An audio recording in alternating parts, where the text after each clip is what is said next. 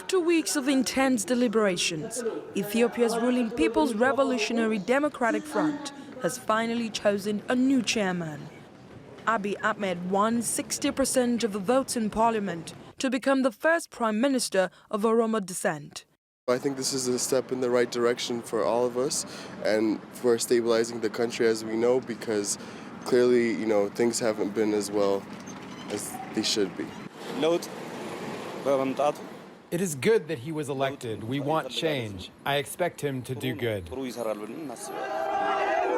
His appointment follows months of unrest led by the Oromos. The country's largest ethnic group opposed the government urban development plan in 2015, which they say will encroach on their land.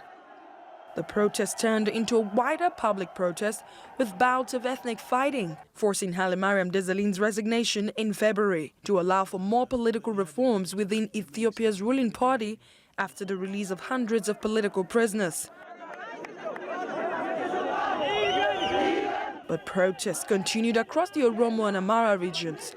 They led to a state of emergency and a military crackdown, which forced nearly 10,000 Ethiopians fleeing to neighboring Kenya.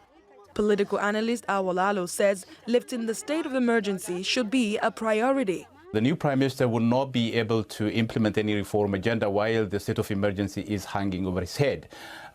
He seems to be against the state of emergency because he didn't vote for the state of emergency. The party that put him forward, the OPDO, overwhelmingly voted against the state of emergency. And frankly, there is no constitutional basis. The Oromos have never led the country despite holding most seats in parliament.